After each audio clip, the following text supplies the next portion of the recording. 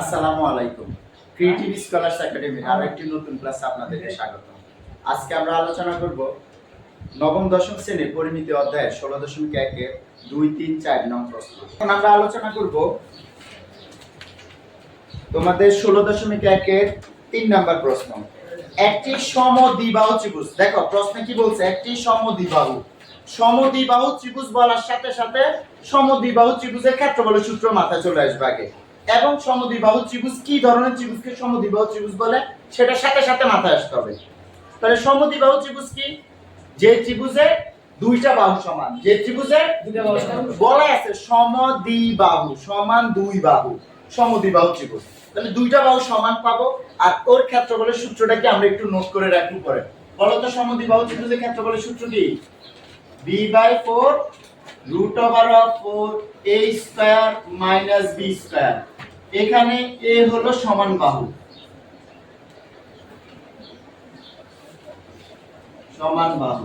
আর b হলো অসমান বাহু বা ভূমি বলতে পারি আমি, অসমান বাহু বা ভূমি।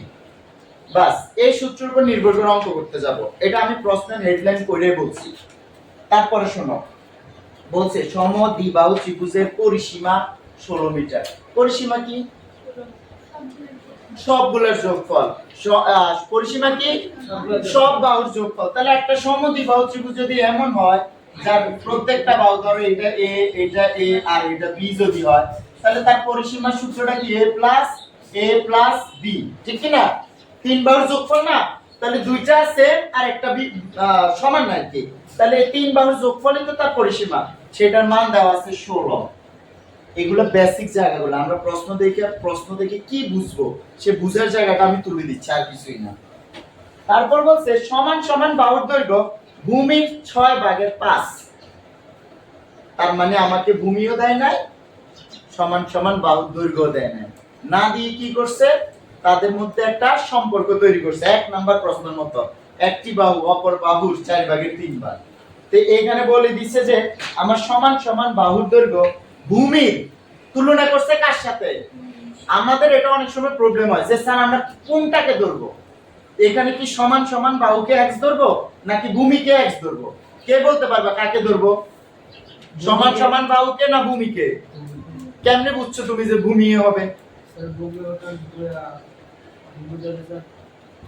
সহজ কথা বলে দিই, ওই অংশ লেখার আগে যে শব্দটা থাকে বা যে শব্দের সাথে একটা র যুক্ত থাকে অ্যাকচুয়ালি তারই হবে। যেমন এখানে লেখছে 6/5 অংশ, তার আগে কি লেখা? ভূমির। কি লেখা? ভূমির। তার মানে ভূমিকে ধরতে হবে। কাকে ধরতে হবে?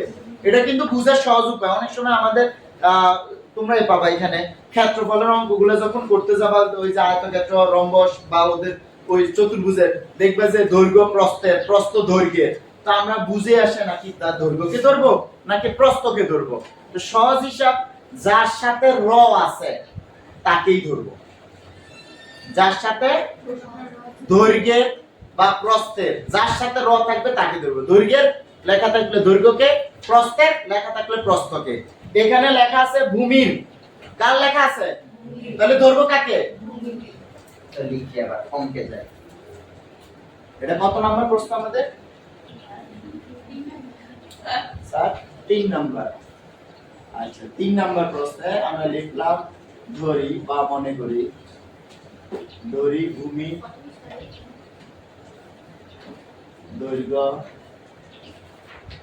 ভূমি দৈর্ঘ্য কত? b লিখলাম, b এখানে মিটার আছে, জি স্যার মিটার আছে, 2 মিটার। তাহলে সমান সমান বাহুর দৈর্ঘ্য কত হবে?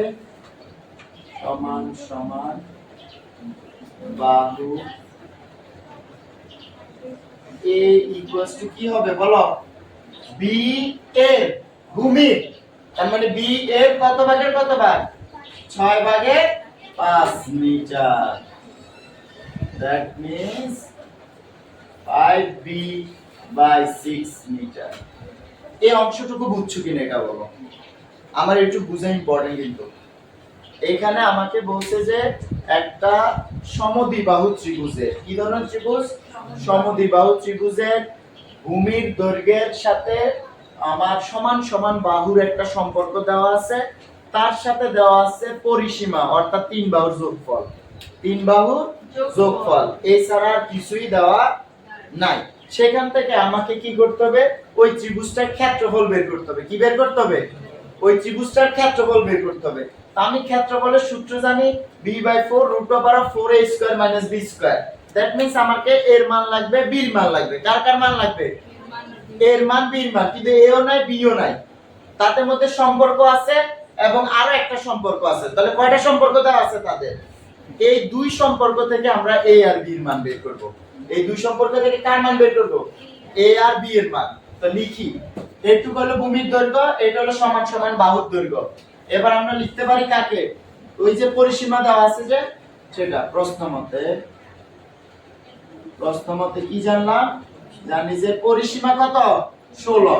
তার মানে a plus b কত মিটার দেওয়া? এই লাইনটা ক্লিয়ার তো? যেহেতু পরিসীমা বলছে, পরিসীমা মানে কি? কয় বাহুর যোগফল?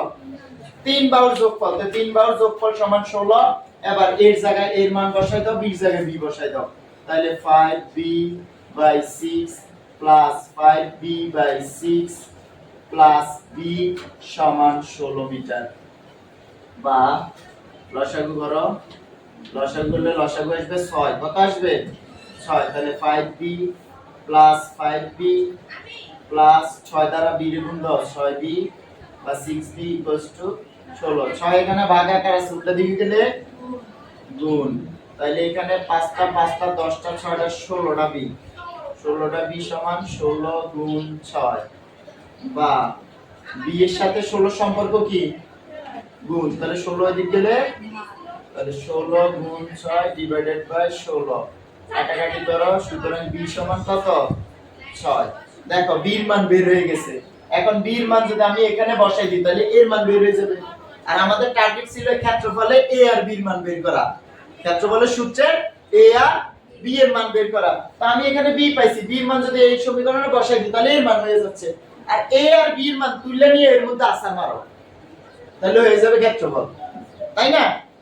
চলো আমরা দাগ দিয়ে বাকি অংশগুলো, এটা আলাদা।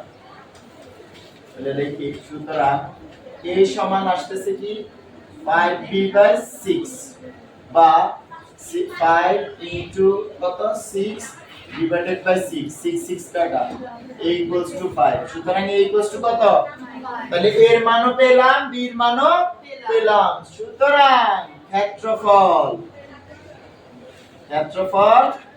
equals to b/4 √4a² - b²।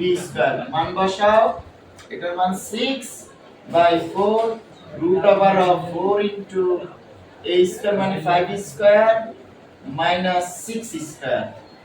দেন কাটাকাটি করতে পারো, করলে 3 দুগুণে 6, 2 দুগুণে 4, 3/2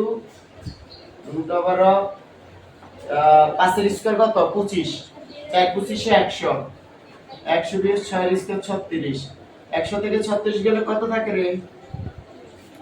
হ্যাঁ 64, √64 মানে কত? 3/2 into 8। কাটাকাটি করো, 8 কে কাটলে কত? 4, 3 4 12। সুতরাং আমরা ক্ষেত্রফল পাইছি 12 বর্গ মিটার। এটাই आंसर। বুঝতে পেরেছো? এবার সুন্দর করে এটা তুলে নাও। আজকে এই পর্যন্তই থাকবে। সবাই আমাদের সাথে থাকবে, চ্যানেলটিকে সাবস্ক্রাইব করে দিবা আর লাইক বাটনে একটা ক্লিক করে দিবা। ধন্যবাদ, ভালো থাকো, সুস্থ থাকো, আল্লাহ হাফেজ।